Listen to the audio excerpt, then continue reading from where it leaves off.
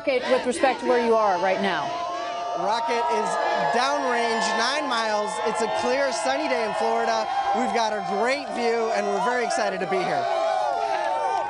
Oh, that is so great, Eddie. It's so great to see so many employees, just some of the 10,000 employees that are here at Blue Origin who worked on this rocket and worked for this moment. Now, Eddie, really quickly, I have to ask you, a big part of what we do here, and I'm sure a lot of the people behind you have worked on, are our engines. Can you share a little bit more about the engines that are going to be working hard today?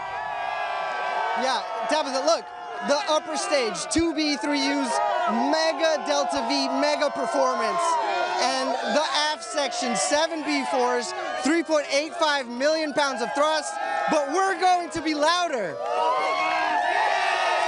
You certainly are. And of course, Rocket Park is just one of our many locations. We've also got our crews, our Team Blue, down in Texas at Launch Site 1. We've got people out in Kent, and we've got people in DC, in Denver, in Los Angeles, all across the United States, and it is so great to have everyone together for today. So thank you so much, Eddie. And of course, engines, a big part of what we do here at Blue Origin. Yeah, absolutely. In fact, our Jackie Cortez got the chance to talk to Nick Robertson about how engines are the foundation of our operations at Blue.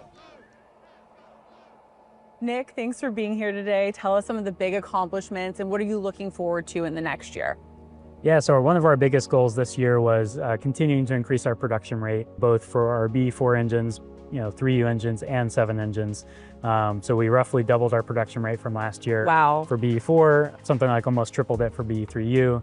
And then going into next year, we're looking to continue to increase that production rate. We have a Blue Moon Mark 1 mission coming up here soon. What are you excited about in terms of what's left to go on the BE7 engine test campaign? And what else excites you about that engine and the next steps for that program? We're continuing to do additional testing on that engine, to continue to do risk reduction testing for the mission coming up here early next year. And so the next steps for that are we've got our first flight engines coming through and being acceptance tested for that first vehicle.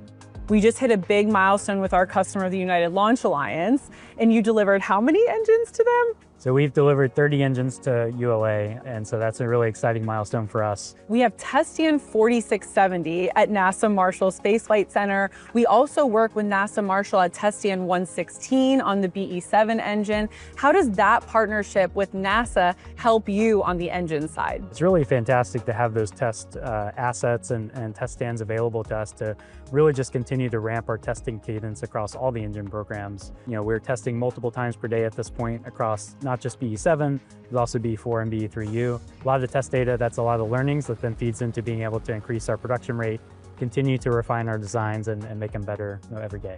Well, thank you for joining us, Nick. It's so cool to be in the engines prep lab here at Rocket Park, a little known corner of our glorious Florida site. Thank you so much. Thank you, Jackie.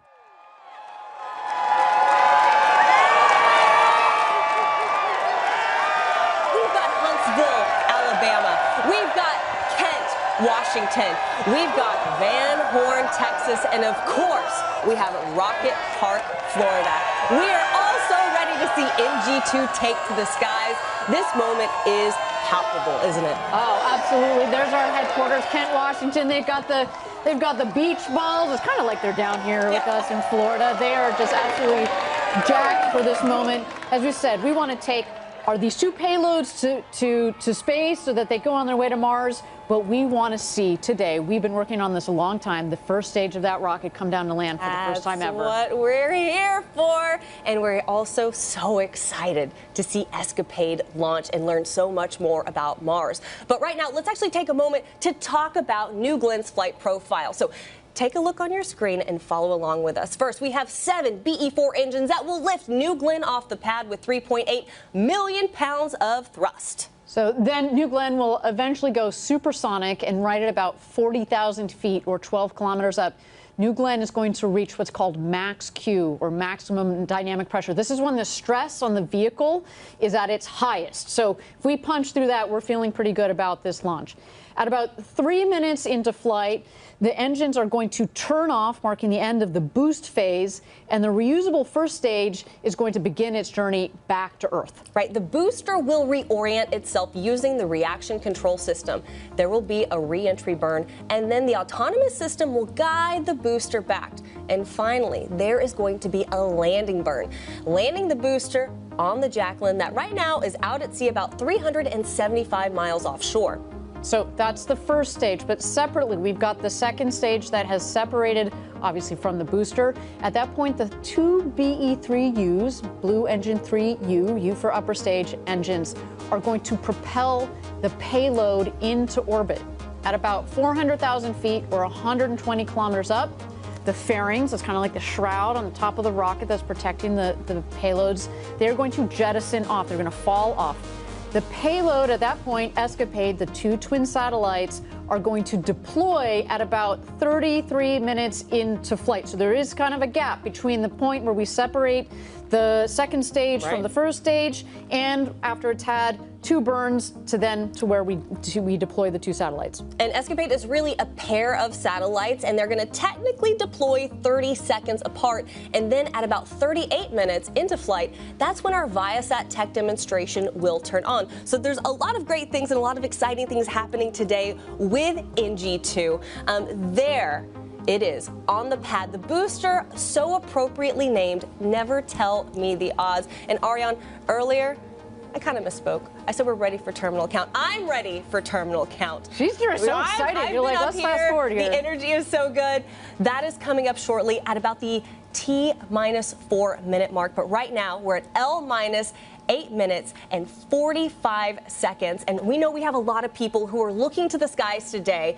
And this is obviously one of my favorite parts of a rocket launch. It's actually watching the rocket launch. So let's dive into where you can see New Glenn across the skies. We've got a cool graphic that kind of explains where you'll be able to see it across the American Southeast. So within about 60 seconds of launch, New Glenn is going to be visible across all of the Space Coast. Oh, and then within a minute and a half, NG2 will be visible as far inland as Orlando. So anyone who's at any theme park is going to be like, oh! There she goes. Yeah, that's right. So then within about 2 minutes, people on the west coast of Florida will be able to see our launch. And then right around 2.5 minutes, our friends in Georgia will be able to get a peek of NG2. And then 3 minutes in, viewers as far north as South Carolina is going to be able to make out our rocket. By the 4-minute mark, people in both southeast Alabama and southern North Carolina will be able to see NG2 in full view. And people who are really excited to see that, of course, are the people here at Rocket Park, our very own Eddie Seifert. He's out with our crew. They're pumped, they're hyped. They have the best view of the launch pad right here in Rocket Park. Eddie, I gotta know, what are people saying right now? How is it feeling out there? Well, there's two overall messages, Ariane, Tabitha. Number one, we're proud of the work we've done. Number two, this team here is grateful. They're grateful that we've been able to work here, that we've been able to work on this mission, that our families and our friends support us on this mission. And we're just excited to launch a rocket today, to get to Mars, and then to land GS1. And Eddie, you know, your nickname is Engine Eddie. Yep. Not a lot of people know. He actually helped lead the test stand for the BE-4 engine down in West Texas. You want to talk a little bit about those beautiful BE-4s that are going to be doing the ascent, but also the descent as we come in to land this booster for the first time ever? No, thank you, Ariane. A quick shout out to the folks at Launch Site 1 in West Texas at the Geek Stand, the Zeke Stand, and the Veek Stand. I really miss being out with those folks because we get to test rocket engines every day, right? So BE-4 is a medium performing version of a high performance architecture, and the teams at the test stand have been squeezing out more thrust, more performance, and so we're going to see some of that here today. For BE-3U, it actually started with our BE-3 engine that flies New Shepard. Then we upgraded it to 160,000 pounds of thrust. We actually flew it at 174,000 pounds of thrust for its first flight. And so that upgrade path is going to continue and continue. And we're very lucky that we can test at our test stand in West Texas, at our test stand at Marshall Space Flight Test Stand 4670 in California, and that we can test like we fly so that we're fully confident going into today's mission. Awesome. Thank you, Eddie, for that. Tabitha, I'll just say it's a big day for the BE-4 because not only is New Glenn launching today, 7 of these BE-4s, but United Launch Alliance is our customer. They also have a launch today.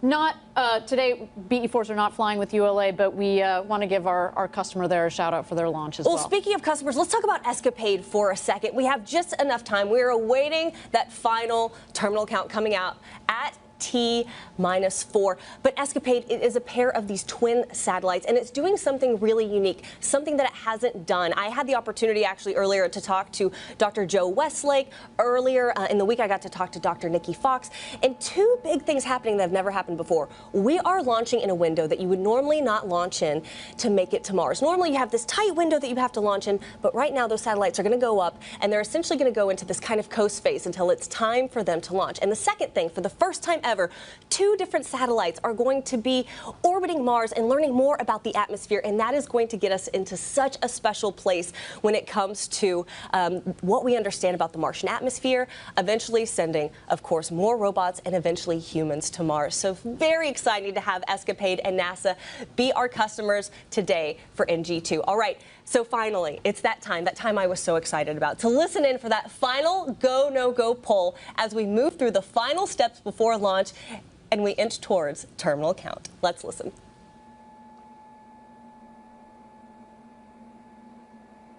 T-minus 359.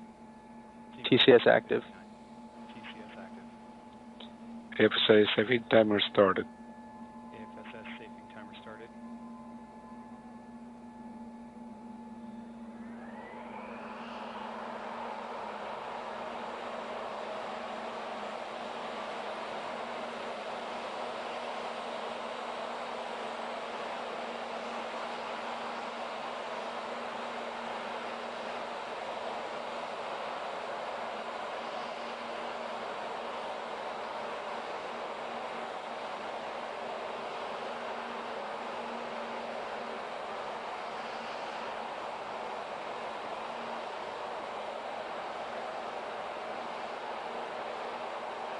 News for you.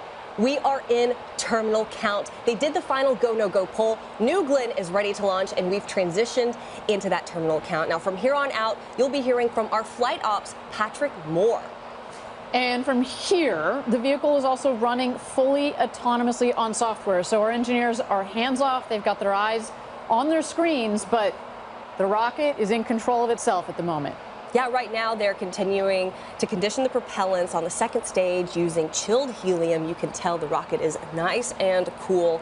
And this will continue for another minute or so and helps prep the liquid oxygen and liquid nitrogen that powers the BE-3Us.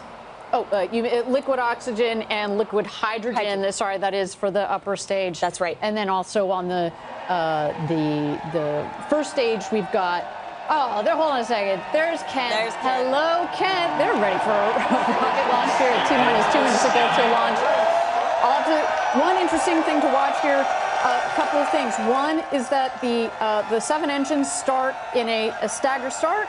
So we've got 3 of the engines that'll start, and then the other 4 engines that start just a second later. We want to make sure that we don't jostle the rocket or jostle the infrastructure too much. The other thing, the thing that you will visibly be able to see that we are go is when we start that big water. You see the big water tower on your left? That's right. We are going to flood the base of the launch pad with the water. It helps dampen the vibrations and the heat because, again, we want to make sure that we protect the launch pad, but also the rocket itself here. And a huge shout out, of course, to Van Horn, to Kent, to Huntsville, Alabama, and our friends here at Rocket Park. We are now, I have gotten the notification, we are on internal power. This is so exciting, Ariane. This is the moment. So that means we've transitioned from ground power to the vehicle's own internal power. We're getting really close here.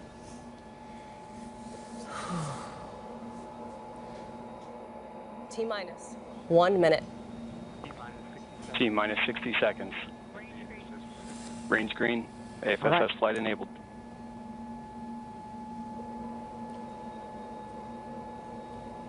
Hydraulics are started up on the forward and aft. That's right. You might start to see the engines gimbal a bit here. They're going to move back and forth, make sure they are nice and clear. And we're going to wait here for the big water. Let's turn it back over to mission control. Let's light this candle. Go, New Glenn. T minus 30 Can't wait. seconds. Tell me the odds. Can't wait to see this booster back on Earth. GS1 hydraulics internal. GS1 at flight level. GS2 at flight level. Hold.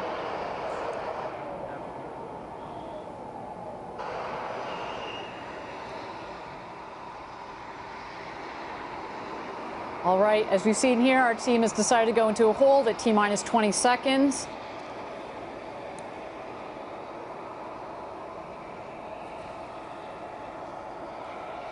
Let's wait to learn just a little bit more here.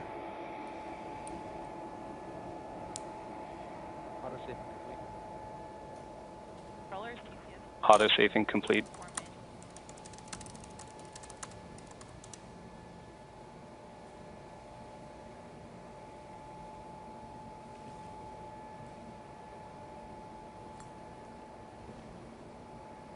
Thank you again, everybody. If you're just joining us, we are awaiting here NG2, the second mission of New Glenn. We are at T minus 20 seconds. Our team has decided to enter a hold here. We've said it on other webcasts before. We spend years designing this rocket, months building it, months designing the missions. If we need a couple of minutes to make sure that the rocket is ready, that our team is ready, that everything on the range is ready, That's right. then we will take that time. At this moment in time, I do have a statement that says that terminal count abort. The team is currently investigating. Right now, you've got to look inside of GS2. You can see our twin satellites. I believe that's Escapade, correct? That is Escapade. They're ready for its launch to space, to Mars. It's going to have to wait just a couple more minutes here, obviously. There you see the base of the rocket, the 7 BE-4 engines.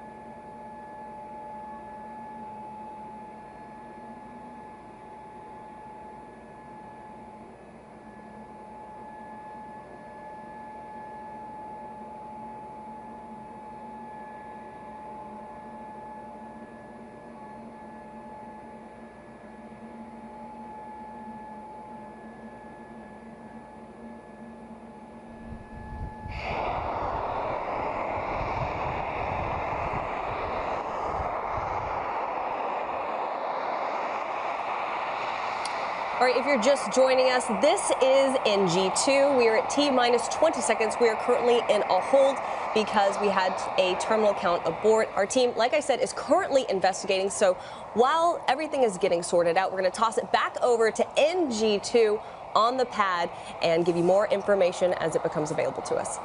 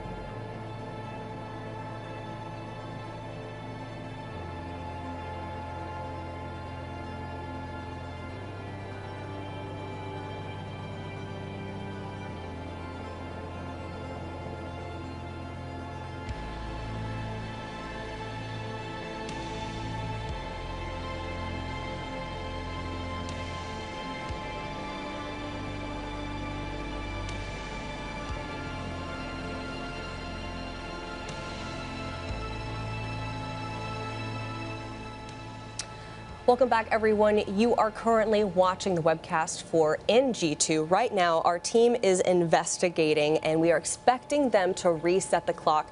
But in this moment, since we have a little bit of time, Ariane, I would like to take our focus and talk a little bit more about Escapade and how it's going to help scientists learn more about the atmosphere on Mars.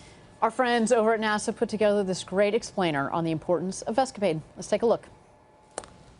Mars, once a warm, watery world with a thick atmosphere. Now, a cold, arid landscape with its atmosphere thinned out. What caused this transformation, and how could this environment affect future Mars explorers? NASA's new Escapade mission aims to find out.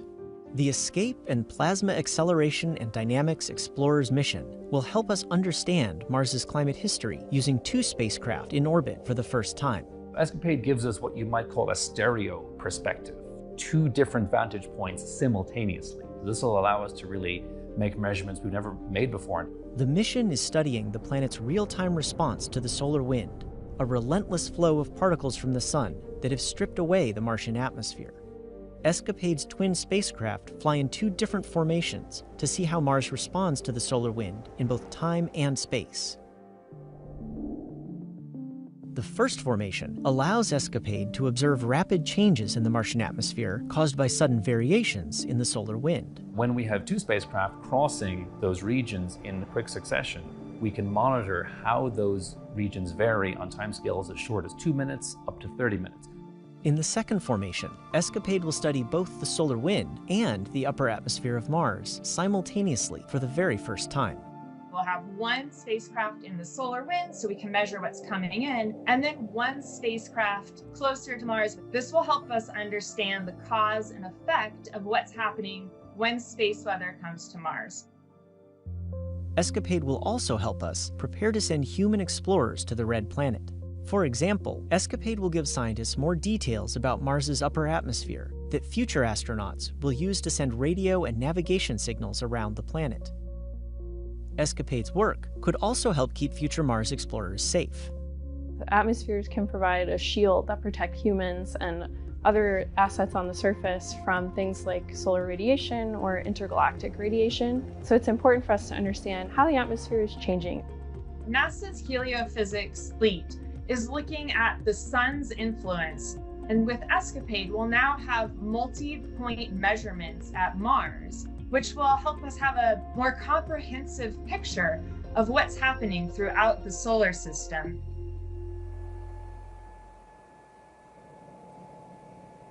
Yeah, just fascinating what these 2 satellites are going to figure out. And ironically, wouldn't it have been so cool to have these 2 satellites up there right now? Earlier this week, obviously, we had a couple of solar, some solar flares. That's right. That came off of the sun, what we call coronal mass ejections, and it has just, we had to play it extra safe for our customers because it can, essentially, if you don't do it right, it can fry the electronics on the satellites, right? So if we had launched, and we were prepared to launch, if we had launched, but then put the satellites up there and then it can't deploy its solar arrays, the computers don't turn on, you can't just go up there and pick up the satellite and repair them. Like, that's why those 2 beautiful satellites called Blue and Gold, after the UC Berkeley colors. So that is why we decided to take a little bit of time. But as I said, can you imagine what these 2 satellites would have been able to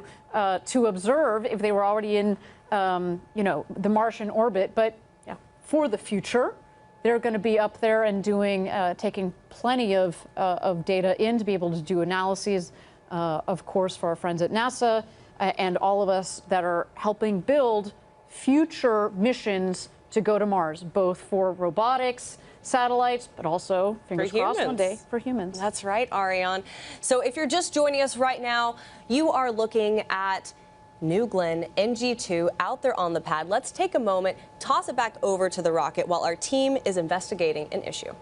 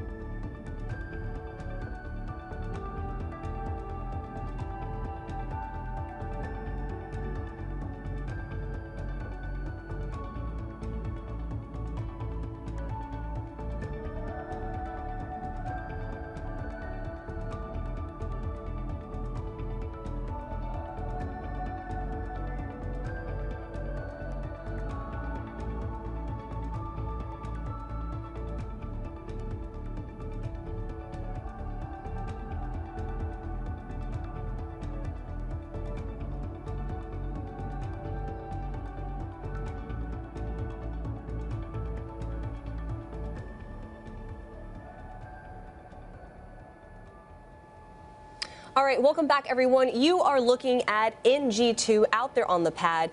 You might have noticed we have reset the clock at L-27 minutes and about 15 seconds to go. We are recycling and resetting the clock with a new T0 of 3:45 p.m. Eastern Time. Now, while we have a little bit of time and you see New Glenn out on the pad in all of the New Glenn glory, that rocket is, we have to talk about what is sitting in GS2, and that is Escapade. Now, I actually had the opportunity and the honor to catch up with Dr. Joe Westlake to talk about solar weather effects and how that can affect satellites and what we can expect from the deployment of Escapade. Dr. Joe Westlake, heliophysicist at NASA. We are so honored to have you here with us in the studio. First off, let's talk about heliophysics. Yeah, so really excited to be here, really excited to see the Escapade launch go up, really jazzed. And heliophysics, right? So heliophysics is an interesting word. It's fascinating because, you know, one, it doesn't exist in the dictionary yet, which is really an interesting thing. We hit our slang era in heliophysics. Merriam-Webster actually just picked it up. But heliophysics is like the science of the sun and everything that it touches. So when we think about Escapade, folks would say, well, like, what does heliophysics have to do with some Mars mission? Why do we care about what the sun does to Mars? Well, you know, Escapade is a space weather mission. We're going out to ensure and protect the space weather effects on Mars, on our astronauts, on our spacecraft that are there at Mars. And as we saw over the last couple of days, space weather is kind of a big deal, It right? certainly is. Can you kind of talk about how space weather affected our launch? Yeah, so hopefully folks over the last couple of days got to see some really pretty, like, light... the Aurora Borealis, as they call it. Just incredible, right? Stunning. You know, we saw across the U.S., even down here at the Florida at the Space Coast. Space Coast, right? yeah. We saw red aurora sat over top of our rocket. And that's really cool. Like, that's a pretty light show. But what that really means is that the magnetosphere is kind of angry, right? It's got a lot of energetic particles that have come in from the sun, right? A coronal mass ejection came in, multiple coronal mass ejections came in from the sun, and they pushed into our magnetosphere, creating, you know, space radiation that can cause issues for our spacecraft, which, of course, you know, in the early days of any mission, they're a little bit fragile, right? It's sort of early days. We want to get the solar arrays deployed. We want to get the mission up and ready to go and safely out to Mars. And those early activities are really critical for us. Certainly. So for people who don't know, tell me a little bit more about the heliophysics tied in to Escapade. Yeah, so, you know, when we go out to Mars, right, we're looking at how space weather, how the solar wind, how these coronal mass ejections and flares impact the Martian atmosphere, how they impact Mars as a system, how they impact and change how, you know, atmospheric escape happens at Mars. Because Mars doesn't have the same atmosphere that we do here on Earth, right? Absolutely, absolutely. And that's always been a big question, right? When I look at the difference between our beautiful planet here on Earth and the water and the oceans and other things, why is Mars so different, right? There's a great question that relates to how Mars's atmosphere has escaped over the years, over the decades, over the millennia. And Escapade's actually going to deliver to us a better understanding of whether the atmospheric escape changes in time or changes in space, right? And so getting that feeling and getting that understanding will let us figure out how Mars has changed over its history and be able to conserve and understand how that applies to us here at Earth. And for the first time, we have a lot of firsts, actually. So we have 2 satellites that are deploying that are going to give us information. And on top of that, this is the first time we are deploying not during the critical Mars window. We're actually going to go into kind of this, like, lollygagging phase just for a little bit until we hit that window. Can you kind of explain that? So isn't that amazing? Like, usually when you think about the planets aligning, right? I mean, the greatest planet alignment was when we sent the Voyagers out in the 70s, right? All the planets have aligned. We've gone and done the grand voyage, right? But as you go to Mars, every 2 years a window opens up where you can make the most efficient trip to Mars. And all that means is that Earth and Mars are in the right spot of the trajectory or the right spot of their travel every year to where you can actually get from one to the other. So once every 2 years, we line up and we make this, you know, it's like, how many Mars missions can we get off the ground in that one window? In that little window, yeah. But one of the great things, one of the innovations that we're doing here with Escapade today is we're actually going to send it outside of that window. We're going to send it outside of that window because we can put it into a very benign, safe parking orbit and let it sort of hang out, loiter, hang out near us here at Earth. So we can make some measurements about the space weather here around Earth, and we can prep for those spacecraft to then, with their own propulsion, get themselves out to Mars when that window opens. We always talk about how, you know, spacecraft are, frankly, the safest out in space, right? There aren't earthquakes or hurricanes or other things to worry about when they're out in space. And plus, we always love to have amazing data that come down from our spacecraft, almost no matter where they are. Certainly. And what's interesting is we're sitting here in 2025, but this mission is really going to take, I mean, it's 5 years when you also count all the way to when we're going to get the data that starts to come back, right? So 2025, around 2027 is when Escapade will actually be at Mars, and then it starts kind of being reoriented. Is that my understanding? Yeah, we have a couple of different orbit scenarios with Escapade because we have different questions, right? So one of the questions is, I want to be able to follow, have a leading following orientation of the two spacecraft, and I want to see how things are changing in time by doing that.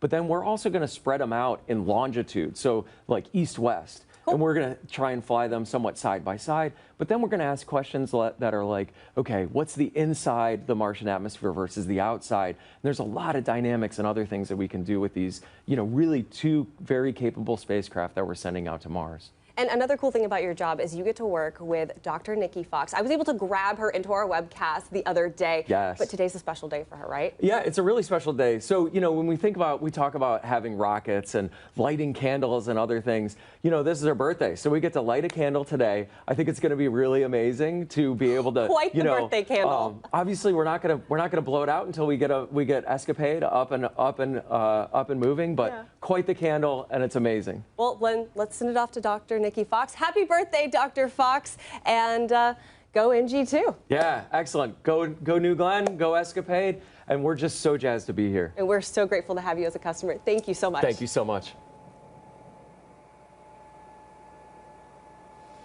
Heliophysicist, who knew? Not in the dictionary, and he gave us so much good information, of course, on why we're affected by essentially that solar weather. So right now, you are looking at New Glenn on the pad as we await the launch of NG2, L- about 20 minutes. But let's take it back over to our very own Eddie Seifert, who is with employees right here at Rocket Park at the best spot to watch New Glenn take to the skies. Eddie, how are things over there? Hey Tabitha, hey Ariane, we are on top of the world. That's certainly what it feels like on this momentous occasion.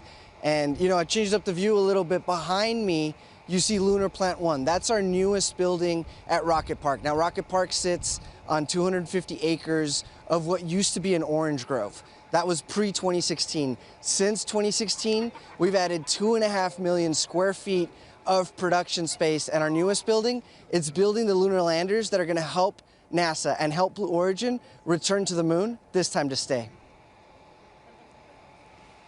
And Eddie, I think we talked about this a little bit on our last webcast. That building behind you is massive. It's hard to tell because you're elevated yourself, but maybe you can talk a little bit to the scale of that building, as well as its location relative to other facilities here at Rocket Park.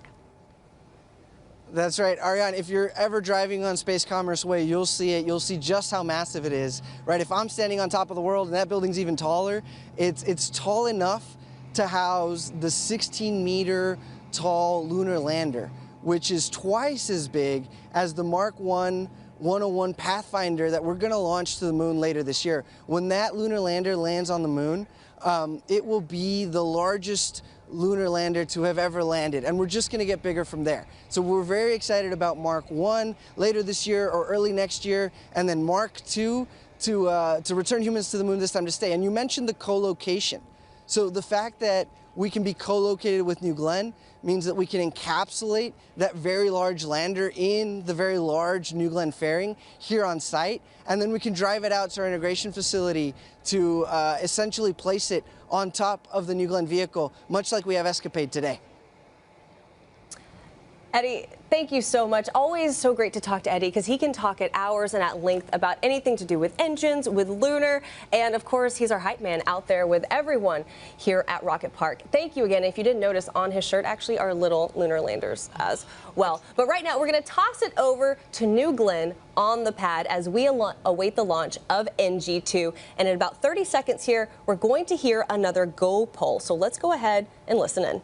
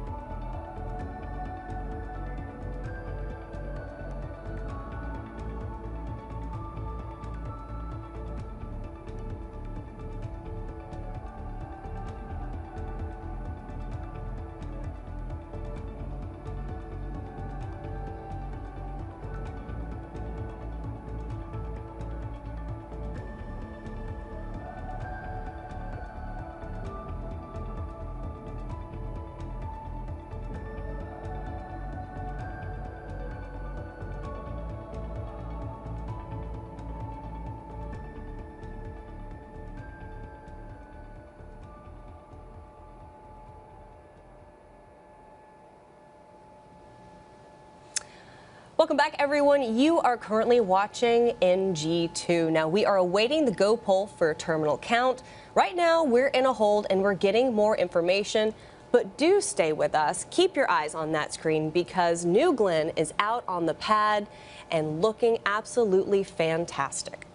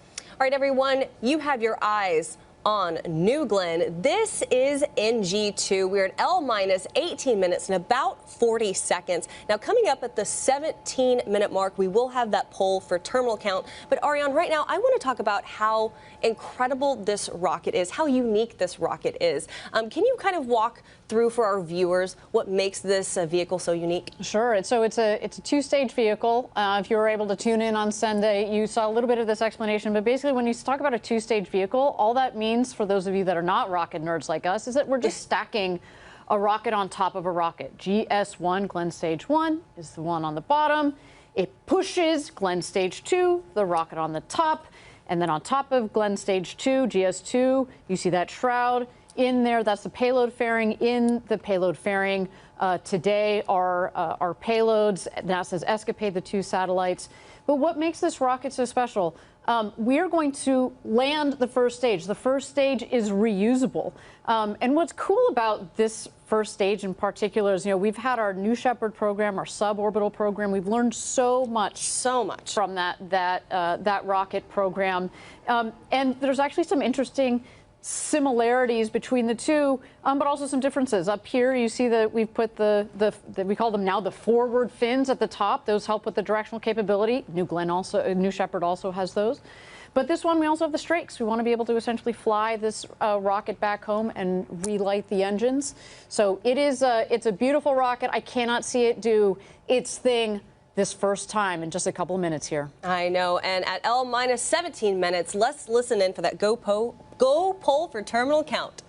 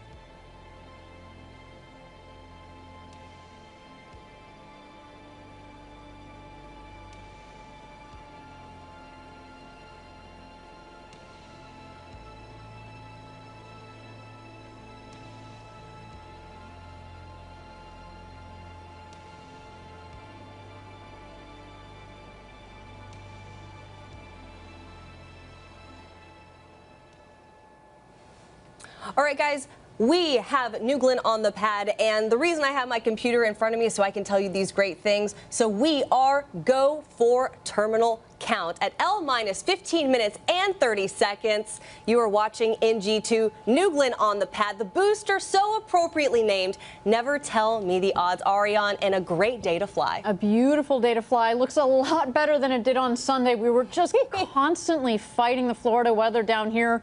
It would be sunny, and then it would be rainstorm, lightning, and then it would be sunny again. It was a lot going on, but today is a beautiful, beautiful day to fly. So as you mentioned, we're now at L-15 minutes to go from New Glenn's second launch.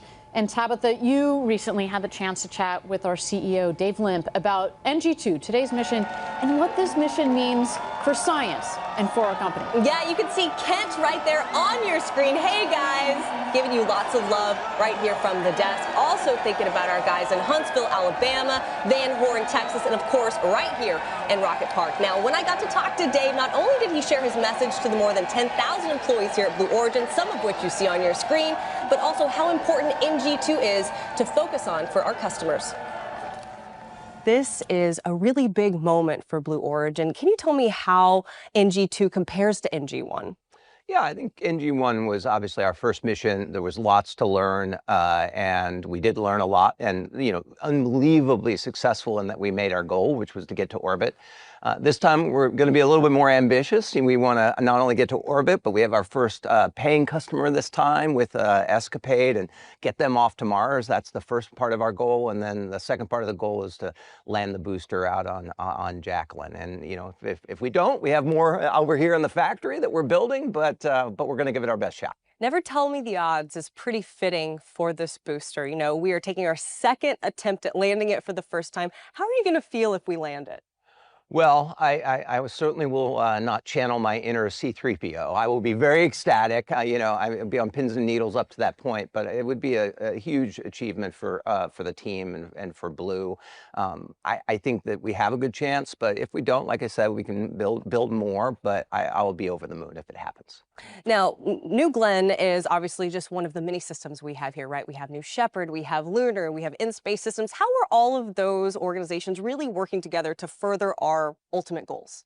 Yeah, I think each component of what we do has a piece of trying to get millions of people to work and live in space, and they all have their individual. But as it relates to this particular mission, a huge amount of people have put work into it. Obviously, our engines team in building both the engines for the booster, the BE-4s, and the BE-3Us for the upper stage. We also have a huge amount of work by the obviously New Glenn team building this vehicle, but also New Shepard has been a pathfinder. So all our avionics folks fly on New Shepard first so that we can get a sense of what's going on there and get a sense what it's like to have flight-ready hardware. And so it takes a whole team, and it's a very big cross-functional effort across Blue. You know, we have more than 10,000 employees here that are very excited about this moment. I'm one of them. What is your message to those who are going to be watching our webcast and be watching NG2 take to the skies? Well, I think everybody will be a little bit on pins and needles, I'm sure. But I would say that this is a culmination of a lot of work from a lot of teams. It's not the end point of our journey. Obviously, we have a lot more rockets to make and a lot more customers to make happy as we move forward. But to the extent we're successful here, I hope everybody at Team Blue takes a pause, smiles a bit, celebrates, because it'll be a great achievement for us. And we'll take that deep breath, we'll sort of embrace the moment and then move on, because we have a lot of customers waiting for us to succeed. And there's nothing that makes you happier in business and in your life when you see the smile on customers' faces.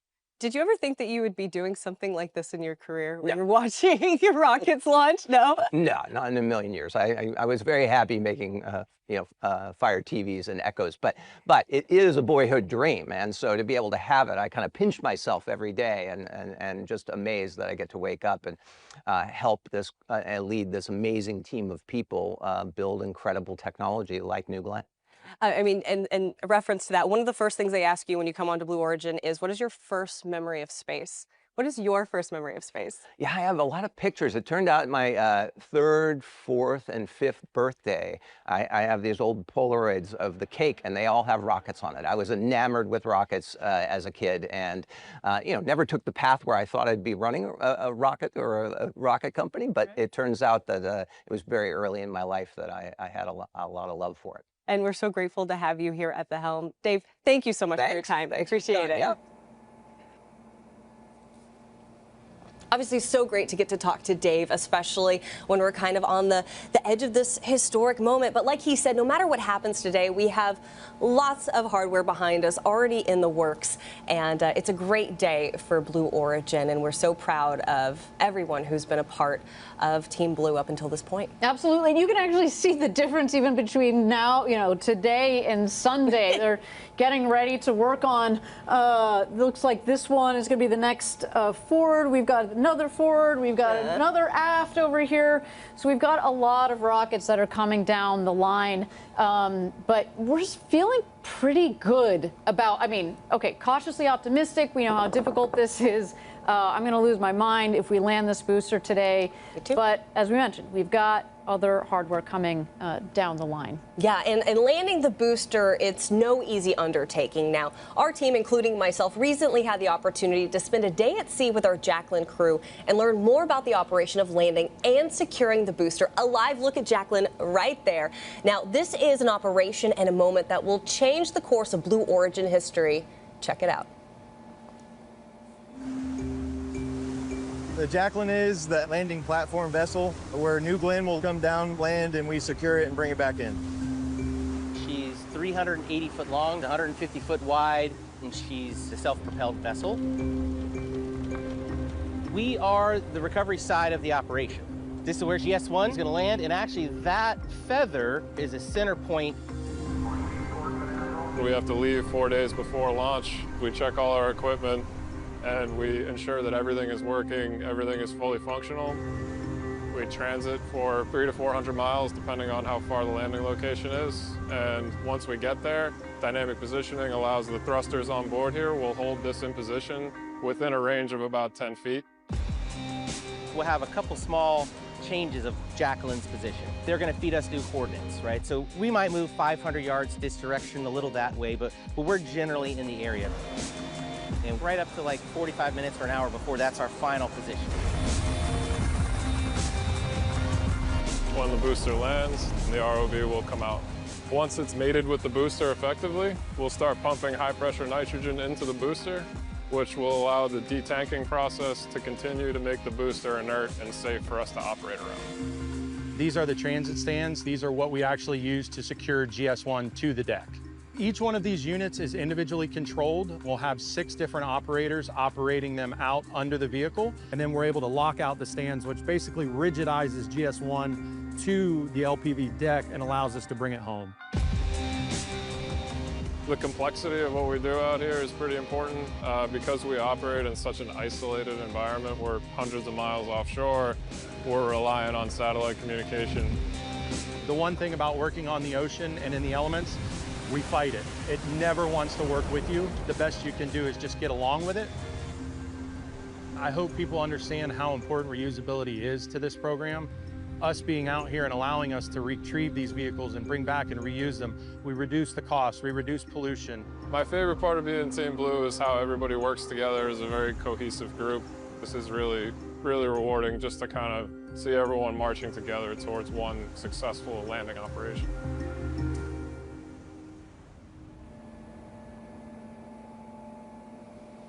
And you've got a live look right there of Jacqueline in all her glory. And Ariane, I have to tell you, what was so great about going out with that team is, of course, they go out for days, sometimes weeks, sometimes a multitude of weeks at a time, and they're eating, sleeping, playing cards together, but also they're going through the operations. And for someone who doesn't know, can you explain, Ariane, why it's so difficult to bring a first stage back to Earth? Well, let me just start with the basics.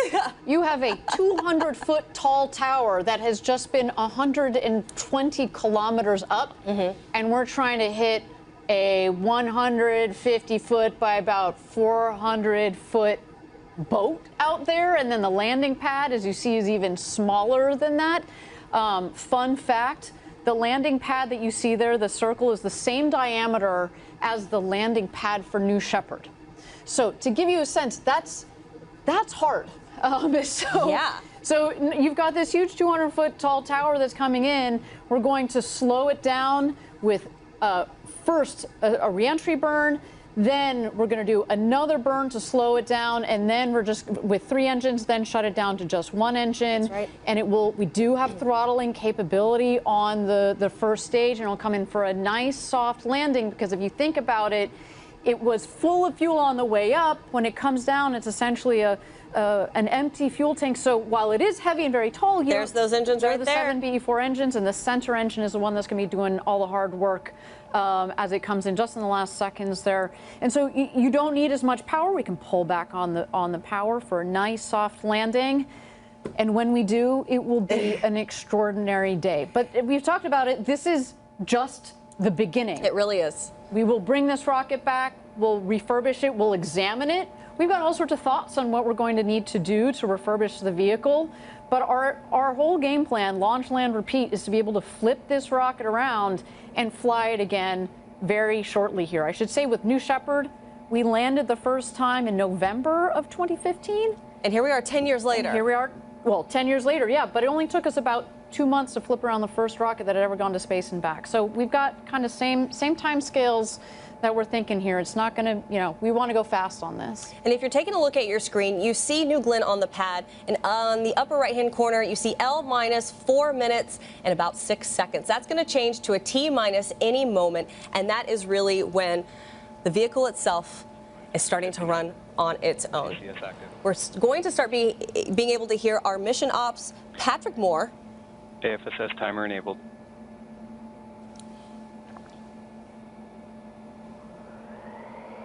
Terminal count system is active. From here on out, the vehicle is running fully autonomously on software. Engaged.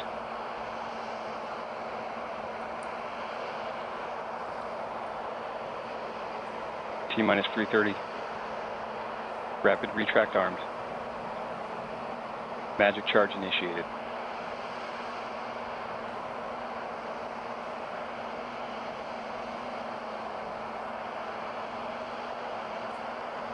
How exciting here. We're ticking down in 3 minutes. We're going to launch this vehicle to space. We're going to put 2 satellites on their way to Mars, and we're going to try to land that booster for the first time. So exciting, and a big props to our launch control team that has managed to do a recycle on this vehicle. We want to fly today, Tabitha. Oh, there are the cheers. Yes, the energy energy is palpable. Our launch director, Megan Lewis, she's in the control room now. I know this is an exciting moment from her. There we have employees from all across the United States. This is Huntsville, Alabama. Big shout out to our teams there. And of course, GS1 pre-press HQ, start. Kent Washington, we Kent see you. Washington.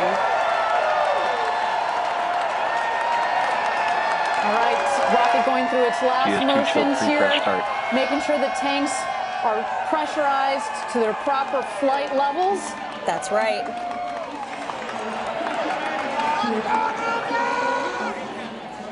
A warm day in Florida, but that rocket is super cold Nice with its and chilled cool. in propellants.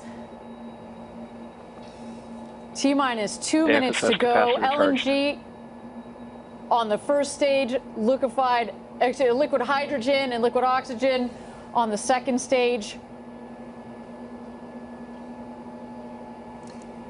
New Glenn looking beautiful. And there you go. Beachgoers with a great view. What makes this place so special down here on the Space Coast? A day on the beach, but you can sit there because our pad is so far south. A spectacular view for everybody here in Cocoa Beach. Now we've transitioned from ground power to the vehicle's own internal power. I mean, we are getting close. Ariel, hold my hand. I'm getting really excited. There are those BE-4s, 7 of them, ready to take New Glenn. 3.85 million pounds of thrust combined. 60 seconds. In just 60 Range seconds green, here, as AFSS mentioned flight before. enabled. We will light 4 of the engines, then 3 of the engines, just about a second or 2 off for a staggered start. You'll see the big water deluge, and that's when you know that it's game on. I love hearing all those sounds. You hear the power up. You certainly do. And with that, you'll see that water any second now. Let's turn it over to launch control. Let's go, New Glenn. GS1 hydraulics internal. Never tell me the GS1 at flight odds. level. GS2 at flight level.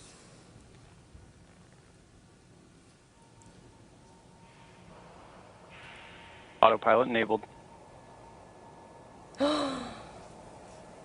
T-minus 10, 9, 8, 7, 6, 5, 4, 3, 2, 1. Lift up, detector. Sense motion.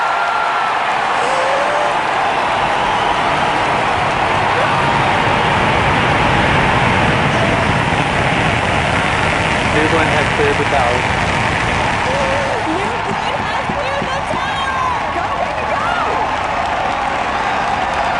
Pushing 7 good engines. 30 seconds into flight. Engine operating parameters continue with good at full thrust. Body rate response to nominal. 40 seconds in. End of low stretch now level. 50 seconds into flight. Continue to see good engine operating parameters. A clean burn. We're coming up here on max Q, maximum dynamic pressure. This is the hardest point on the vehicle when it comes to the pressures and the speed. We want to see this rocket punch through that max Q. Good TDC control, good MR control. 1 minute, 15 seconds in.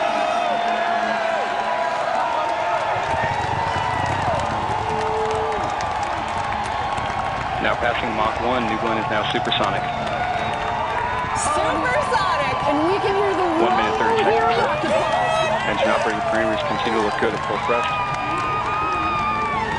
Max Q, maximum dynamic pressure.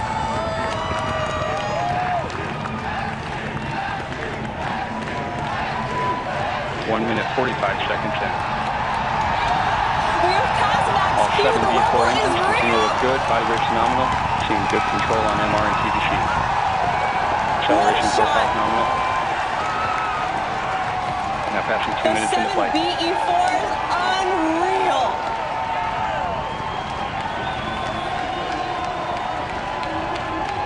One minute remaining in boost phase. All right, 1 minute remaining in boost phase, you heard our team say. Then we'll hit MECO, main engine cutoff. That's going to lead to a sequence of events. We will separate the first stage from the second, and that's when the first stage is going to begin its journey back home. We're going to see if we can land the booster separately. Of course, we will get the second stage off and going with the NASA Escapade satellites on board on their way to Mars. Trajectory continues to look good, seeing good data quality coming down from the vehicle. Body rate response Great to hear that. Good data quality. All 7 engines continue Looking to look nominal. good. Next up, MECO, which is main engine cutoff.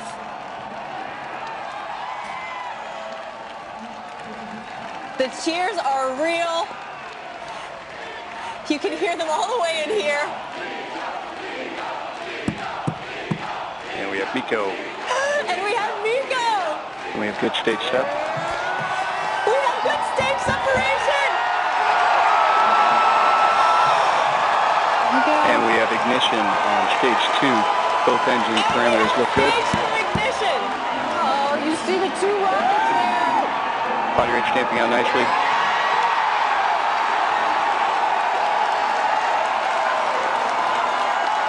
Both B3U engines look good at the high thrust set point.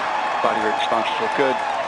3 minutes, 43 seconds into flight. Look at that view.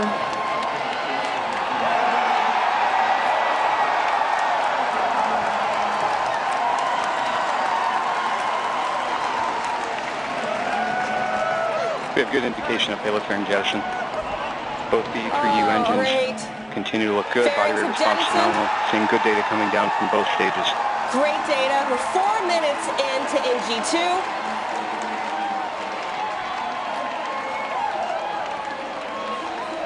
And you saw the spectacular view from down from our GS2. Continue to look good. This is a 9.5 minute burn for GS2. 4 minutes, 25 seconds into flight.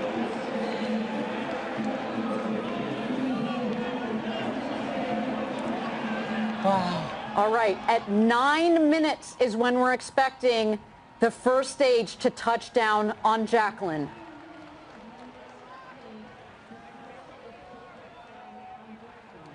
Approximately 2 minutes remaining in the GS1 coast.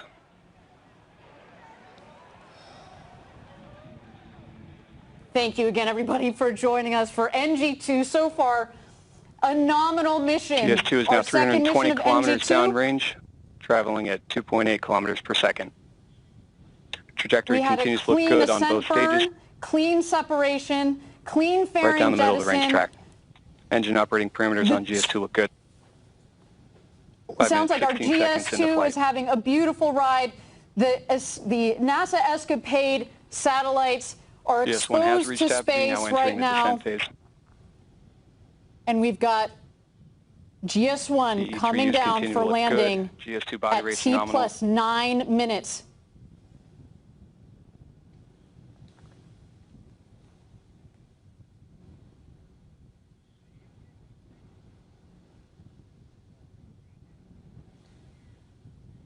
One minute remaining in the GS1 coast.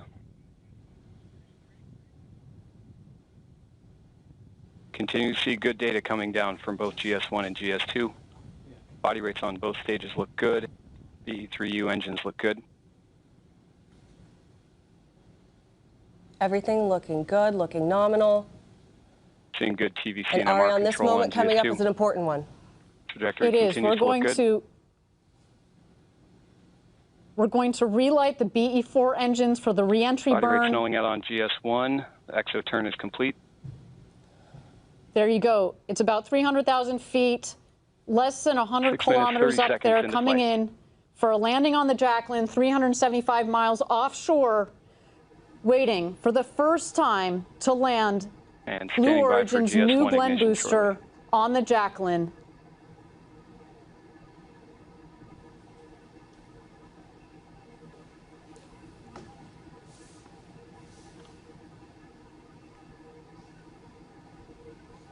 Continue to see body rates on GS1. That looks great. We have our booster reentry burn. All 3 engines. No matter what happens next, We have had a good day. This is further than we made it on NG1. That's right. See indication of engine ignition on GS1. Continue to see good data from GS1. About a minute and a GS2 half engine parameters look good. is when we would see. Confirm engine cutoff. Never on tell me GS1. the odds. Return to Earth. You 7 see it in minutes, kind of 40 seconds horizontal into flight. position. We've got the strakes on the base of the booster, which give it lift. So we can basically fly this booster. Of course, we're using the forward fins as well, plus some of our reaction control system to, as well as the gimbling GS1 on the now beating passing forward 30% max engines Q. to turn 8 minutes the rocket into flight. accordingly. On here, it starts to tilt GS1 down. now halfway 1 in its minute to planned go. burn. GS1 system, Less than GS2 systems 40,000 continue to look good.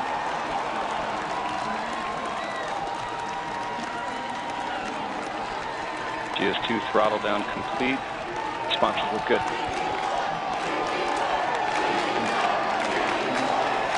Eight minutes, 20 seconds in flight.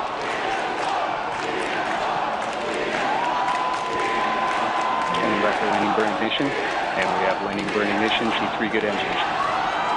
We've got our booster landing burn. Engine control looks good. Of course those quads are there. 8 minutes, 43 seconds in flight. Legs deployed. Now A down to great engine shot burn. from our booster. Standing by for touchdown. Landing gear deployed.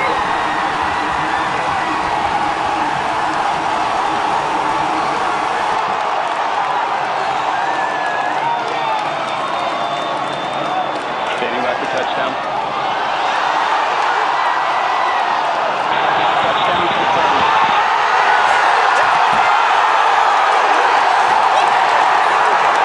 GS2 continuing to work. Burn system looks good. Weapon operation.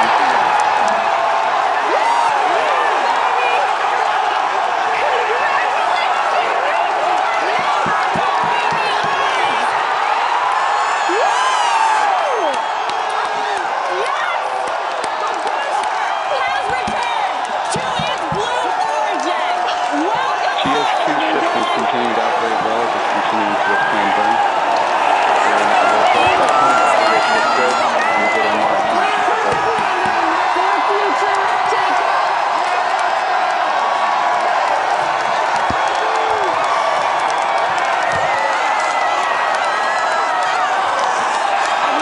GS2 trajectory is now like on the middle of the racetrack.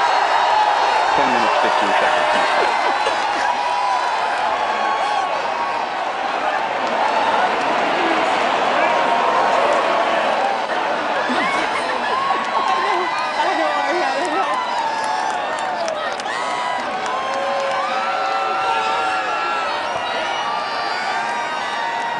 Congratulations, Team Blue. You did it. Now passing 10 minutes, 40 seconds into flight. GS2 trajectory continues to look good. Body rate's phenomenal. Tank pressures look good. Engine operating parameters look good. GS2 is now 1,600 kilometers downrange, traveling at 5.9 kilometers per second. On the right-hand side, GS2. On the left-hand side, you have our booster, our Less new than Blink 2 minutes booster. now remaining to Never Chico. tell me the odds. Right there on the Jacqueline, in the middle of that feather. Absolutely incredible. Congratulations, guys. A landed orbital rocket. What an incredible What a day. for Blue Origin, for the space industry. GS2 systems continue to look good through its burn.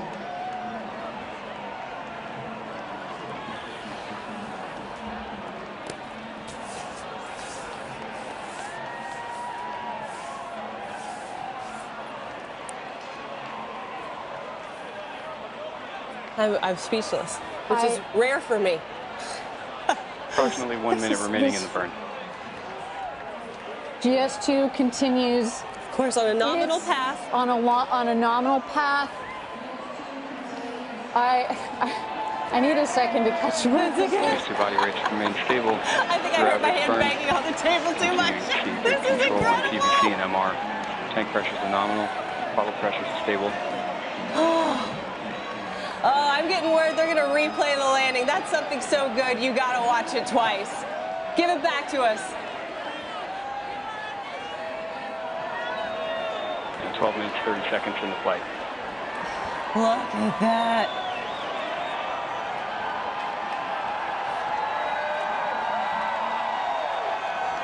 Beautiful. Standing by for Chico 1 shortly.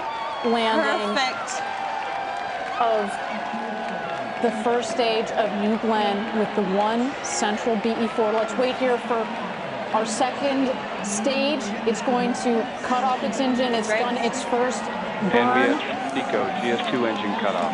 Seco 1. Yeah. Seco 1 is confirmed. GS2 right down the track. Damping out nice. Currently in the coast We have one for two so far on our two objectives for our second mission of New Glenn.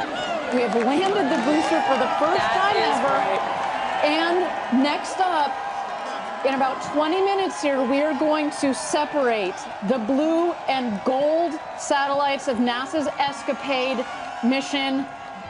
Of course, the most important thing of any launch is making sure you get your payload where they need to go. And there's our team in Ken. Hey guys, that's right.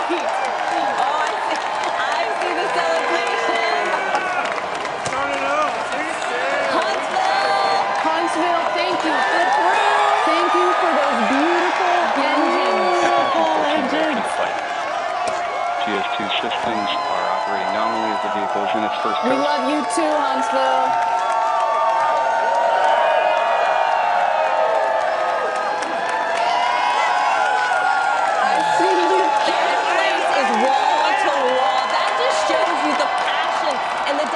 Of every single person that works here at Blue Origin. And Eddie, you're with our friends here at Rocket Park. Hey, give it to us. What's going on? Next stop, At this time in flight, GS2 is now 3,020 kilometers downrange, tracking 7.9 Guys, kilometers per what a second. day, what a momentous occasion, an incredible opportunity to witness live.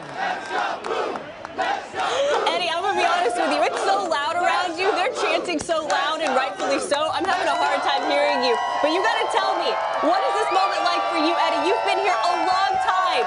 You've seen the New Shepard booster land for the first time, and now you're watching New Glenn. 10 minutes remaining in the coast. Yeah, this one was way better. Just incredible to watch. We're just here. Launch, land, repeat. It starts today. Launch, land, repeat. I love it, Eddie. And I believe we also have some video, of course, of the celebrations happening all throughout Rocket Park, in every corner of what is going on in this building. Here's a moment. And of course, that's mission control, launch control. Where is it? You know you're going to see it when they do it. There it is. Oh, in the middle there, you see Jeff Bezos, Jordan Charles, the head of our New Glenn program, Dave Limp. Celebrations all around. And there you have it. Let's show it to you one more time. Our New Glenn booster out on the Jacqueline. Oh, I can't wait till she comes home. I have never seen anything more beautiful. Not since the first landing of New Shepard in November of 2015. My goodness, we are almost 10 years almost later. Exactly 10 years apart to land our booster. Just incredible. And now we're watching here. We've got a map here on the left. That's our stage one that, of course, made this beautiful landing on the Jacqueline, 375 miles off the coast. And what you're seeing there in the center of your screen, GS2 with NASA's Escapade satellites on board.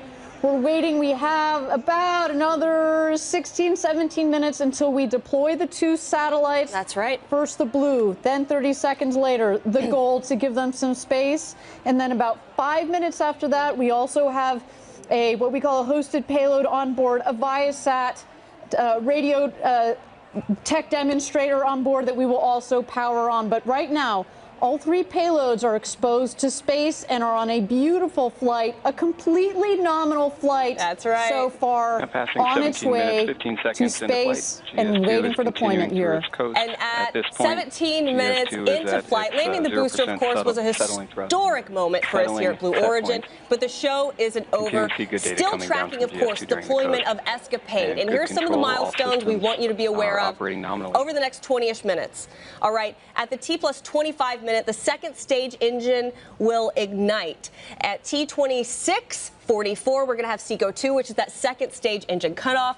And then, of course, at the T+33 minute mark, and that's when we finally get to see Escapade deploy. They're going to deploy and separate at about 30 seconds apart. First blue separation and then gold separation. And finally, as you mentioned, Ariane, we will have at about T+38 minutes that Viasat Tech demonstration will turn on. But we have got one accomplishment under our belt, and as we await the second one with our mission today, I got the chance to actually catch up with Dr. Shannon Curry. Now, she's a project scientist on Escapade, and she explains how long it took to get to this point with Escapade and what this moment means for their missions. Approximately 6.5 minutes remaining in the coast. These 2 body rates have remained stable throughout the coast and continue to see good data coming down from the vehicle. Trajectory is nominal.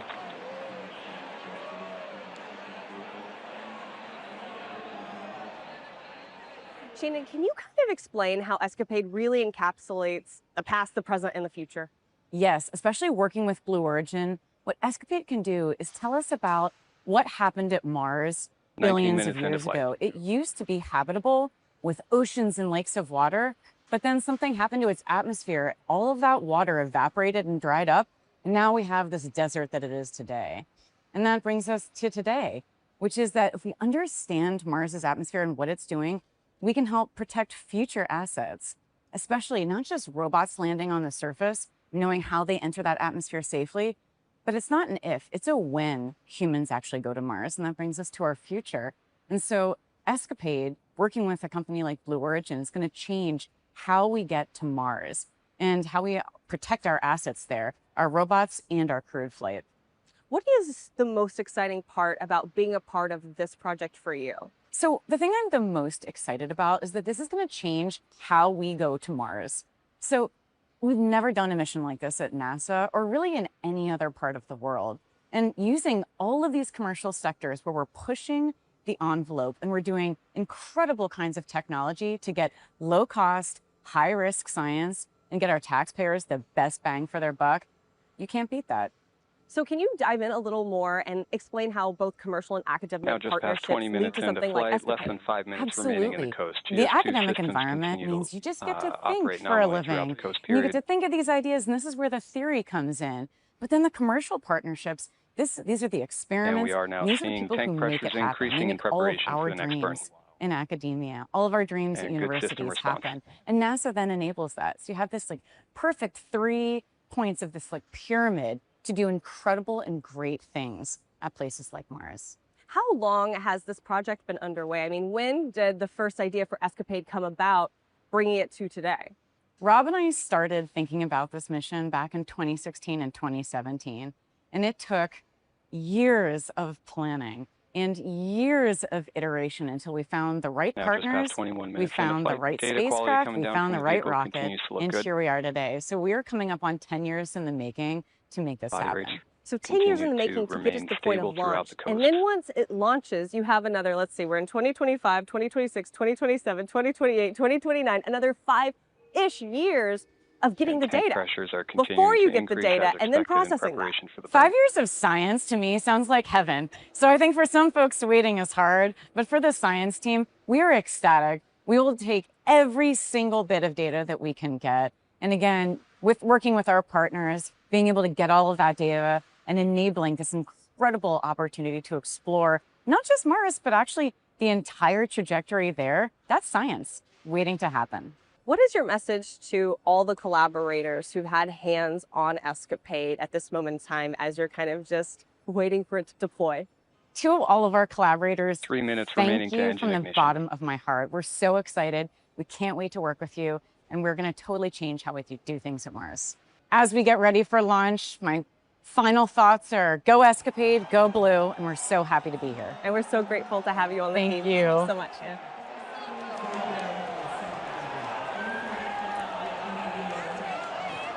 Of course, so great to be able to hear from Dr. Shannon Curry. The booster there, though, on the pad. It is a moment we are still kind of taking in and processing. Ariane, you and I. Buzzing. I'm excited. Speechless. I am trembling. My jaw is still on the desk here. An incredible day. The star there. Right. The second booster of New Glenn. The stars, all more than 10,000 employees here at Blue Origin.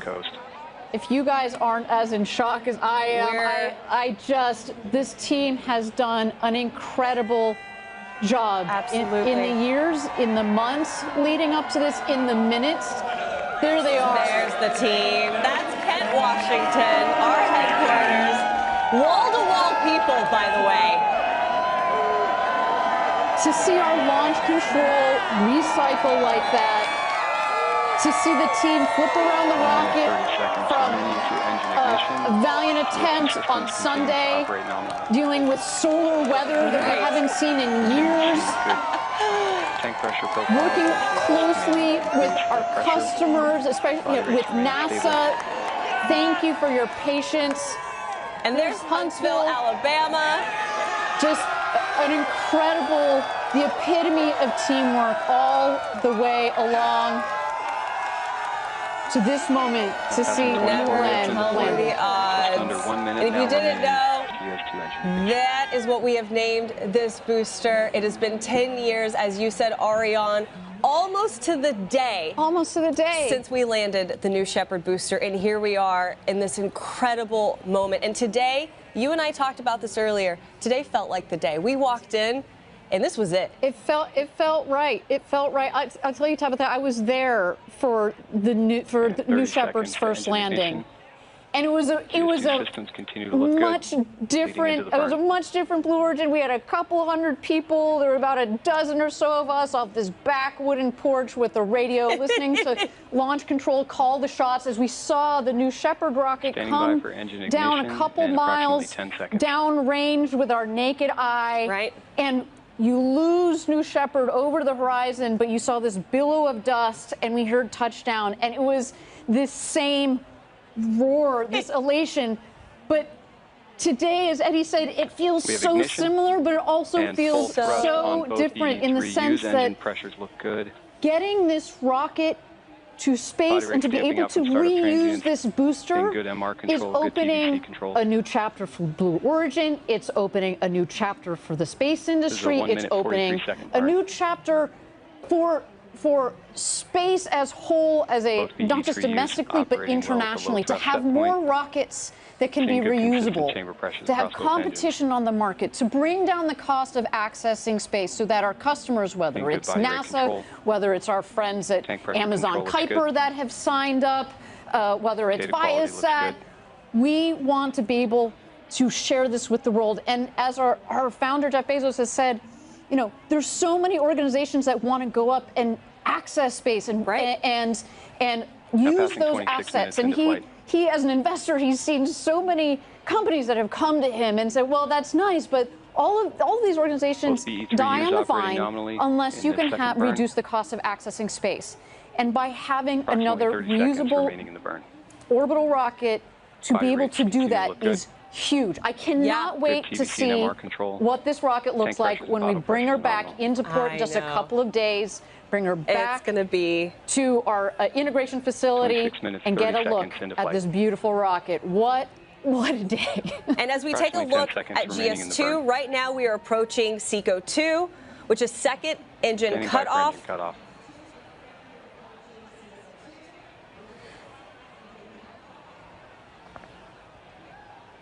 And we have SECO Good shutdown Seco on is both confirmed. engines. So we have a map for you on your screen, but soon we should be back and able to communicate with our ground stations, and we would have a picture for you. Right now, we are under 10 minutes until we're able to deploy Escapade. And if we do that, I mean, what a birthday gift to Dr. Nikki Fox. Yes. Final And coast two prior for to spacecraft two. separation. So far, I'm so glad we had a shot of our Huntsville, Alabama team. They have built beautiful engines, the 7 BE4 engines that performed so wonderfully on the first stage. And now, as we have heard, the 2 BE3U engines up in space had 2 clean burns, giving the Escapade satellites a wonderful ride to where they need to go, setting them up on their trajectory to make it to Mars. And you know what? While we wait for this epic moment coming up with Escapade, let's send it back over to Eddie Seifert with our crew here at Rocket Park. Eddie, I know the celebrations have already started, but of course, the show isn't over. We are awaiting the deployment of Escapade. How are you feeling? How are they feeling? All operating nominally. Is everyone I know pretty excited about making mission number 1 check and mission number 2 coming up? Tabitha, Ariane, I don't know where to start. First off, it was pandemonium here and just a feeling of utmost pride and gratitude that we got to witness that. I had to step back because the party's ongoing. I can see it with my eyes. It's just years of hard work. You know, there was chants while we were doing the last session, and it was next stop moon. This is the beginning. Today is day 1. You know, at Blue Origin we say gradatum ferociter. This was a ferocious step. Yeah, that's to put it lightly, a ferocious step. I think I was screaming and banging on the desk. Ariane, you were almost in tears. I know this moment for all of us, and we are here on TV just representing, as you said, the more than 10,000 employees. We get to peek into Huntsville and to Kent and into Van Horn, but everywhere across this country, I think people are celebrating knowing that we've really made this big step that you've mentioned toward making space more accessible. And I know there's future generations watching right now. I know there's people from all around the world, as far as Brazil, watching right now. And those individuals have to know that we are setting up the future.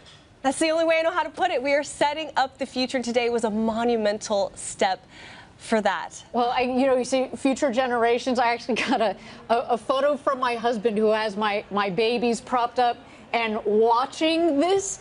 And I'll tell you, my 3-year-old, she doesn't. She just thinks that our rocket launches and lands. Oh yeah, that's all she's ever known. That's all she has ever known. So to be able to show her this live, now passing 30 minutes into I'm flight. super proud of being part of this team. I always have, and today is an extraordinary highlight. Eddie, you've been here along with me for 11 years. How do you feel? Well, no, congratulations. I mean, as you were talking about earlier, how we were sitting in the back porch of Mission Control in West Texas 10 years ago, almost to the day, and how far you've come. You know, your girls are looking at you. That's your rocket that landed today. That's all our rockets, but a special congratulations to you. That's our rocket, that's right. No, there's so many reflections that, you know, go ahead. Oh, I was just going to say, you're right. You know, it's our rocket. It's such something that just brings our team together. I know we can't turn the camera around. I can't imagine why. But how are those celebrations still looking? How many people would you imagine are up there with you? Well, we were 500 plus strong, more or less, throughout the whole party, and the energy never abated through the first go-no-go poll for terminal count up to the first 20-second countdown, and in the recycle, the spirits were high. Eddie, the spirits are high, and they're going to continue. I can't wait to talk to you after this webcast, give you a high five, but you're looking at a live look. This is Escapade in space, the twin spacecrafts that will be heading to Mars in 2027. For the first time ever, 2 spacecrafts at the same time are going to be studying the red planet. And also, for the first time ever, we're able to send this in kind of this in-between period. We didn't have to hit that exact Mars window because they're going to make their way to Mars on the right trajectory trajectory, and this is something completely unique for NASA and for us here at Blue Origin. Again, there's a live look at the Jacqueline, the booster, so aptly named, never tell me the odds, sitting so perfectly on that feather, unlike anything we've ever seen. And in the next minute here, you are going to see those payloads deploy. What a moment. Hopefully we'll get that live shot again. We had what's called an ESPA ring that's on top of the payload adapter, and they are on the payload ring, the ESPA ring laterally. So first the blue satellite's going to deploy. 30 seconds later, the gold will deploy, and then we also have the Viasat tech demonstrator at 38 minutes into launch that will also turn on.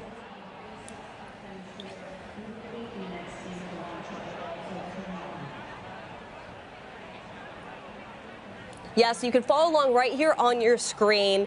The telemetry there at the bottom. In the next 40 seconds, that is the moment where mission objective number 2 will hopefully be coming to fruition. Coming up on 33 minutes into flight. We're standing by for spacecraft 1 SEP shortly. Vehicle body rates are remaining stable, leading into the separation event.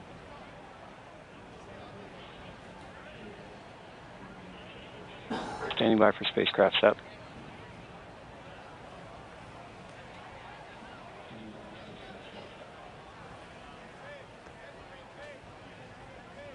And we have good indication of Escapade Blue spacecraft separation. We do have payload separation confirmed. Go Blue. Second payload coming up, as we mentioned. Just about a couple of seconds more here. Standing by for spacecraft 2 SEP. Oh, beautiful live shot from over 700 miles in space. Confirmed. And gold has separated. Congratulations, Escapade. Both blue and gold have successfully deployed. We have successfully landed the booster, and we have successfully deployed both the blue and gold satellites for Escapade. 2 for 2. There goes our robotic vehicle that is securing the GS1 onto the Jacqueline. That's right. Absolutely spectacular. Escapade, you are headed to Mars.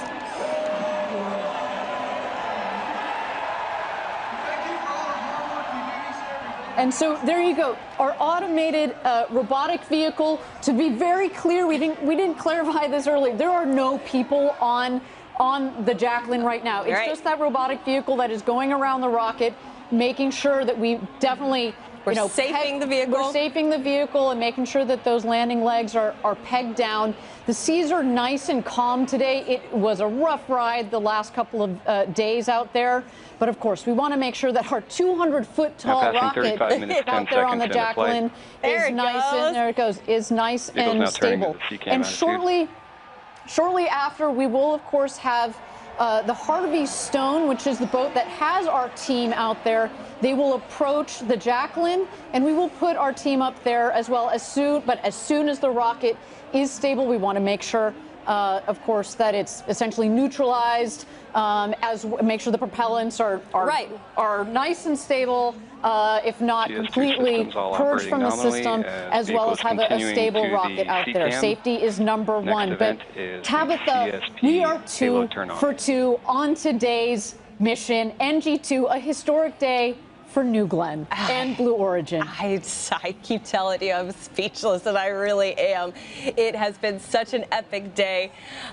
In about, goodness, couple of minutes here, also that Viasat demonstrator will turn on. That's an exciting thing. That's a payload kind of hitching a ride with our friends at NASA. And it's just been so great to work with so many customers and to also show the world that, hey, we're here. We're in the game. We have a reusable booster, and this is just the beginning. No, and we said it on the last webcast. We've got NASA Escapade, but of course there are other organizations UC Berkeley, Advanced Space, Rocket Labs, that have been part of that mission. But we've also got Viasat being one of the foremost satellite operators in the world. And these organizations took a chance on us. They did. We get it. It was a new rocket. It had not flown when we signed with them. This means a lot to us that you have put your technology, your babies in our hands on top of this rocket. You trusted our team. You trusted our method. We got you there. And we cannot wait to take our other signed customers as well as our other future to-be signed customers. We are open for business, baby. On New Glenn. A new day, a new chapter has just opened for, as we said, Blue Origin, but also the space industry. Would you say a new era? Would you say a new era? It's a new era. This is it. It's a new era. And as we said, at the T plus about 38-minute mark, which is happening here in the next 20-ish seconds, that's when the Viasat demonstrator should be turning on. But not to worry, if we don't get an immediate signal, that is totally okay, because that just means it's not connecting to the ground system. They wait about another hour and then they try again. So some exciting stuff. And then just to know that we were a part of a payload going to Mars that we're going to be getting data from that is going to tell us so much more about the red planet. For us to send future humans to the red planet, how epic is that? Today was the first day in at least a 5-year mission. Yeah, no, we're going to be soaking this in for another 5 years. The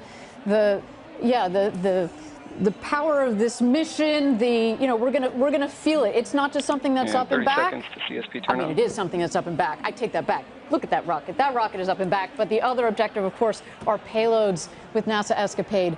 We'll be working hard for us and working hard for NASA. Yeah, and right now, there you have it. There is New Glenn out on the Jacqueline, right in the middle of the feather. Our ROV is currently helping safe the vehicle. And I mentioned with you, I got to go out on the Jacqueline and they explain the operations. This is just step 1.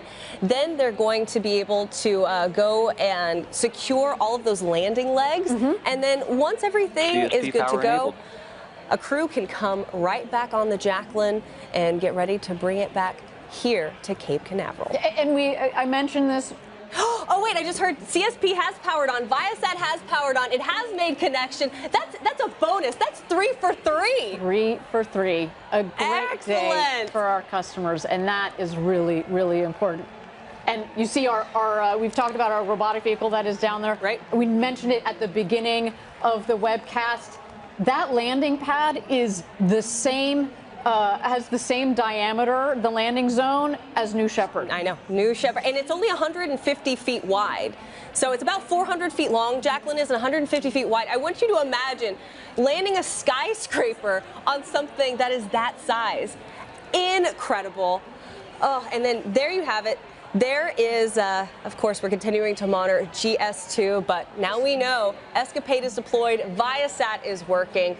So with that, it has been an incredible, fantastic. I don't know if there's enough words for me to say about what this day means for everyone here at Blue, for the space industry, for New Glenn, and for Escapade. Just wow. Yeah. I mean, let's take a moment to reflect on the key moments of today's mission. Yeah. We not only met our mission objectives today, we exceeded them. That's right. Some of those, just to call them out. We had a clean liftoff. The 7 BE-4 engines, they burn that beautiful blue LNG. I wish we could say that we planned it like that, but no, we use the LNG because it's beautiful. It works really well on these BE-4s. Good launch vehicle data through stage the CSP separation. System. The two stages separated. We then had the second stage that made a nice clean burn to get our payloads into orbit. We safely delivered the payloads. And then, of course, we had the first booster landing ever of New Glenn. Oh, what happened? Did something happen today? Yeah, we had there's that thing that happened. New Glenn came back for the first time ever. These are just incredible feats of engineering. It is very hard to do. I think by now we think that it's just normal. As I said, my child thinks that it's normal, but it is so difficult when you're trying to land. And now the next step The next critical step for our team here will be to get that booster back, look and see how it's performed, and of course, do the refurbishment on it, because we are going to fly that booster again. Absolutely. That was just round one. And of course, Ariane, I just have to tell you for a moment, it's been an honor to have you here on the desk with me. I mean, you have such an incredible career under your belt, being able to help walk our viewers through every important step and every important moment here. I mean, you are just the legend herself, so thank you, and I'm so grateful I got to share this moment with you, holding your hands, holding our breaths, watching the booster land. So. Thank you, Tabitha. It's been an honor, and thank you so much for being on the desk with me. And this is a day that I will never forget. It's being able to be part of this flight today. It's been something so central to the work of us here at Blue Origin. Right. For so long, not just since we landed New Shepard, but since we started this company, and to be part of this historic day. I mean, people have said, well, why have you stayed so long at Blue? Why do I stay so long at Blue? Because we're doing extraordinary things, and we have an extraordinary team. It's an honor to be part of this squad. And it's been an honor for me to be able to represent more than 10,000 of you here on the desk, being able to speak for Team Blue. But if you were inspired, listen, I love a shameless plug, so come here. If you were inspired and energized by what you saw today, because as we said, this is just the beginning, we do really cool stuff here. I mean, look, you can host a webcast, you can launch a rocket, you can build engines. If you want to learn more, go to blueorigin.com/careers, because we would love to have you help us build the road to space. And as you just saw, we're pretty good at it. We're going to Mars today. We're going to Moon. The Moon is a team. We're also going our own payloads to Mars.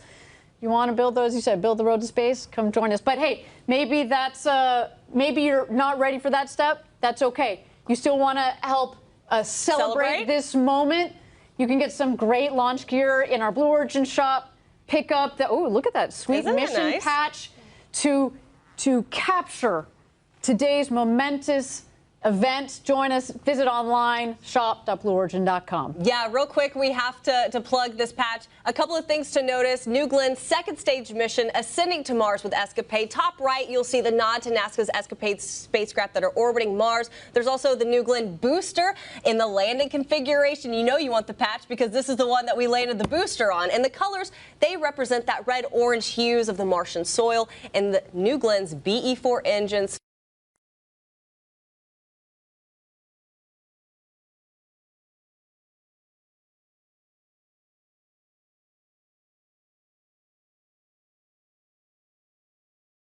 Historic launch. You too were part of today's history. And to the many people at Blue Origin who have spent years designing this rocket, building this rocket, testing it, getting it ready for today, we want to say thank you to you. We also want to say thank you to the FAA and to the range down here in Florida for supporting us, to the state of Florida, from the governor on down. Thank you. You are part of this team as well. This is going to conclude our second mission for New Glenn. The next era of space flight at Blue Origin is upon us. It feels so good to say that. Once again, my name is Tabitha Lipkin. For myself, Ariane Cornell, Eddie Seifert, and every single person here at Blue Origin, more than 10,000 employees, we want to say thank you, and we are going to see you on the next launch. Welcome to the next era for Blue Origin. Until next time, stay cool and gradatum ferociter.